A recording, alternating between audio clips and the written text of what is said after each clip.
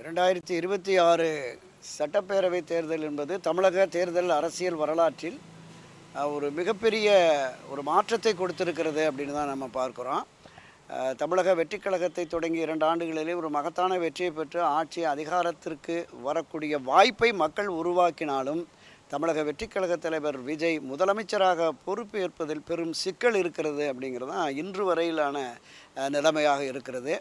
இந்த 108 தொகுதி கொடுத்த மக்கள் 10 இடங்களில் வெற்றி வாய்ப்பை கொடுத்துருந்தால் பிரச்சனை இல்லாமல் அவர் முதலமைச்சராக இருப்பார்.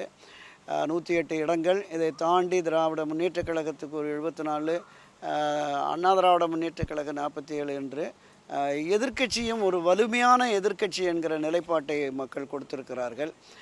இந்த நிலையிலிருந்து விஜய் மீண்டு ஆட்சி அதிகாரத்திற்கு முதலமைச்சராக பொறுப்பேற்பதற்கு உள்ள சிக்கலை 2 நாட்களில் தீர்த்து வருவார் என்கிற நம்பிக்கை தாவேகா வட்டாரத்தில் இருக்கிறது. ஏற்கனவே காங்கிரஸ் கட்சி 5 சட்டமன்ற உறுப்பினருடைய ஆதரவை தெரிவித்து ஆதரவு கடிதம் கொடுத்துருக்காங்க. இந்த 108 + 5 113 என்கிற இலக்கில் அவர்கள் இருக்கிறார்கள். இதை தாண்டி இன்னும் குறைந்தபட்சம் ஒரு 6-7 சட்டமன்ற உறுப்பினருடைய ஆதரவு தேவை. இந்திய கம்யூனிஸ்ட் கட்சி 2 இடங்கள், மார்க்சிய கம்யூனிஸ்ட் கட்சி 2 இடங்கள், விடுதலை சிறுத்தைகள் 2 இடங்கள், இந்திய யூனியன் முஸ்லீம் லீக் 2 இடங்கள். இந்த 8 இடங்கள் ஆதரவை பெற வேண்டும் என்று தாவேகா முயற்சிக்கிறது. அந்த வகையில் இவர்களுக்கு எல்லோருமே ஆதரவு கேட்டு கடிதத்தை தாவேகா தரப்பில் கொடுத்துருந்தாங்க. இன்றைய தினம் அந்த கட்சியினுடைய மூத்த நிர்வாகி நிர்மல்குமார் இந்திய கம்யூனிஸ்ட் கட்சி அலுவலகத்துக்கும் இந்த மார்க்சிய கம்யூனிஸ்ட் கட்சி அலுவலகத்திற்கும் சென்று பார்வையிட்டிருக்கிறார். சென்று அந்த கட்சியினுடைய மாநில நிர்வாகிகளை சந்தித்து பேசியிருக்கிறார். இதை தாண்டி விடுதலை சிறுத்தைகள் கட்சிக்கும் கட்சி தலைவரையும் IUML தலைவரும் கூட நேரில் சந்திக்க இருப்பதாக அவர்கள் சொல்லியிருக்கிறார்கள்.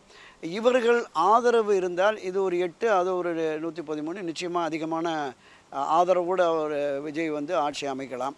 வழக்கமான நடைமுறை என்னென்னா, ஒரு ஆட்சி அமைக்கக்கூடிய அறுதி பெரும்பான்மை கிடைக்காவிட்டால் தனிப்பெரும்பான்மை பெற்றிருக்கிற அரசியல் கட்சியை ஆளுநர் அழைத்து அவர்களை ஆட்சி அமைக்க சொல்லி ஒரு 2 வார காலமாவது அவகாசம் கொடுத்து சட்டப்பேரவையை கூட்டி உங்களுடைய அறுதி பெரும்பான்மையை நிரூபியுங்கள் என்று சொல்வார். அதுதான் வழக்கமான அணுகுமுறை.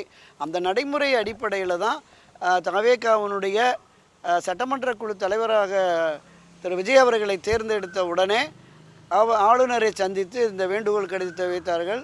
ஆனால் இந்த 118 என்கிற அந்த இலக்கம், அந்த மேஜிக் நம்பர், அந்த 118 உறுப்பினர்களுடைய ஆதரவு இருந்தால் மட்டுமே நான் ஆட்சி அமைப்பதற்கு அனுமதி வழங்குவேன் என்று ஆளுநர் தெரிவித்து விட்டதனுடைய விளைவாக இந்த சிக்கல் ஏற்பட்டிருக்கிறது. இன்று மீண்டும் திரு விஜய் அவர்களை அழைத்து எழுத்துப்பூர்வமாகவுமே ஆளுநர் கொடுத்திருக்கிறார்கள். அது ஆளுநர் மாளிகையிலிருந்து செய்திக்குறிப்பாகவும் வெளிவந்திருக்கிறது. இப்படி இந்த சிக்கலை 2 நாட்களில் நீக்கி விஜய் அவர்கள் முதலமைச்சராக பொறுப்பேற்றதற்கு பிறகு சட்டப்பேரவையை கூட்டி ஒரு நம்பிக்கை தீர்மானத்தை கொண்டு வந்து அவர் அந்த அறுதி பெரும்பான்மையை நிரூபிக்க வேண்டிய கட்டாயம் இருக்கிறது. இதை தாண்டி ஆட்சி அதிகாரத்திற்கு சட்டப்பேரவை நடைபெற்று கொண்டிருக்கிற பொழுது ஒரு நம்பிக்கையில்லா தீர்மானத்தை திமுக தரப்பு கொண்டு வந்தால் அதை அதிமுக ஆதரித்து வாக்களித்தால் அதில் ஒரு சிக்கல் இருக்கிறது. ஆனால் அப்படி ஆதரவு தெரிவிப்பார்களா அப்படிங்கிறதும் ஒரு மிகப்பெரிய கேள்விக்குறியாக இருக்கிறது. ஆனால் ஒரு வலுவான அதிக எண்ணிக்கையில் எதிர்க்கட்சிகள் இருப்பதால் அந்த சிக்கல் பிரச்சனை இருக்கிறது.